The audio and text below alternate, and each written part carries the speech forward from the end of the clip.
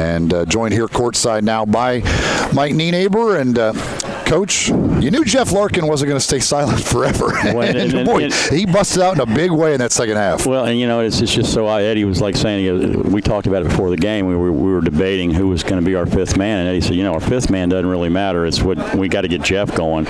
And he got those first couple to go, and so many times it happens too. He got to the basket and got a couple 2-pointers, and then all of a sudden the threes start falling for the first time this year.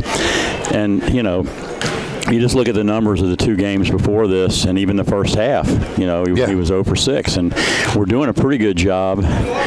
We're doing a great job to be 2 points ahead. If you tell me before the game Jeff's going to be 0 for 6 the first half, I'm thinking here, gosh. And with D-ball playing 5 minutes in the first half. Yeah, exactly. And you're up by 2. Your 2 biggest weapons, one of them, and I think the thing that points out is that we do have some other players that are getting it done.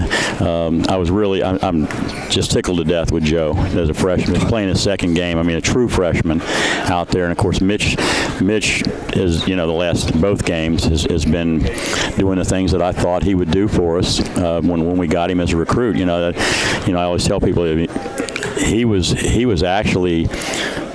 Him and Adam played high school ball together, and Adam's had has been such a great player for us, and freshman of the year last year and all those things. And I say, but Mitch coming out of high school was considered the tougher recruit as far as the more highly recruited. I knew when we got Adam that we were getting somebody that was going to be special.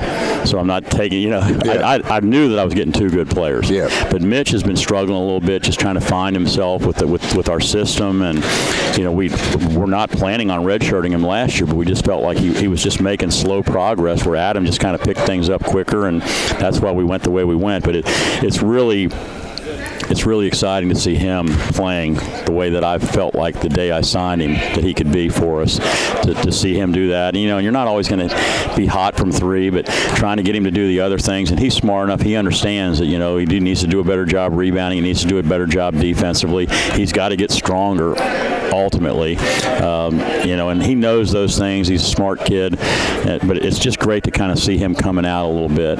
And then, Joe just, like to play at the end of the first half, just reading that situation.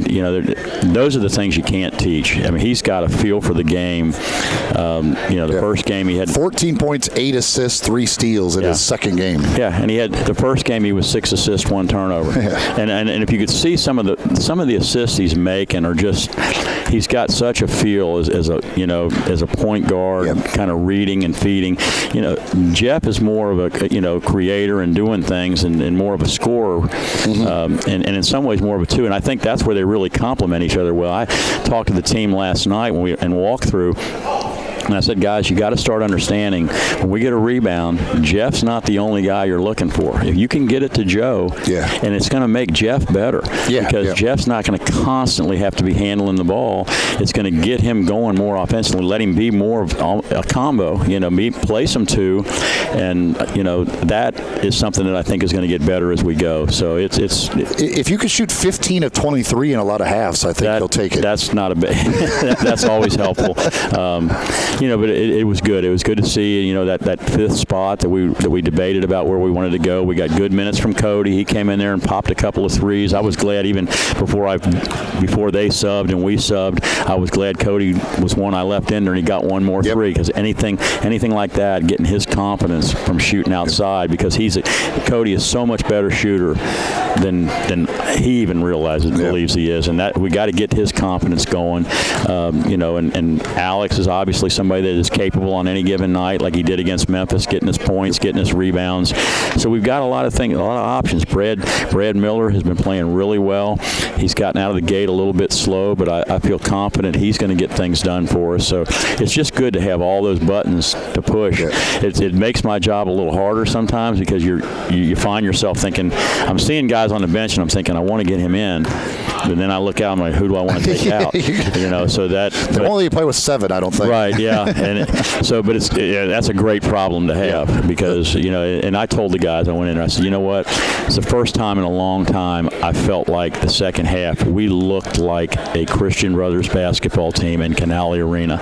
Yeah. We have, we struggled at home so much last year, and we struggled, the year before we struggled. Even with the senior team, we lost some games that we just absolutely, that killed us. I told you before the game, it kept us out of the NCAA tournament that year. So it was just good to see us come out and execute. And this is a good basketball team. This team is going to win a lot of games in the SIAC. So, I was very concerned going in, because it's just because they are a nice team. So I feel pretty good getting this one. It would have been nice to get them both, but you just got to go forward. You got another home game coming up Wednesday. Trevecca will be in here. So as you said, you want to make sure you defend the home court, because then you're going to go on the road for a little while too. So that's a real big one. Right, it is. And then we've got some tough road games, and they're all tough. But we got to go to Harding, which is they're an NCAA tournament team most years, playing them on the road. And when we finally do get back home, we got to go to Union in conference. When we finally do get back home, we got Bellarmine. Yeah, like some polls are number one in the country. So but hopefully by the time we get to Bellarmine here, we'll have grown a little bit more to where we'll be able to, to get in here and square up against them. And that will not be an easy game by any stretch of the imagination. But it's a game that if we continue to make progress, that hopefully it'll be a game we can hang in there and have a chance to win it down the stretch. All right, Coach. Sounds good. We'll see you on Wednesday. Sounds good. All right. Thank you. Okay.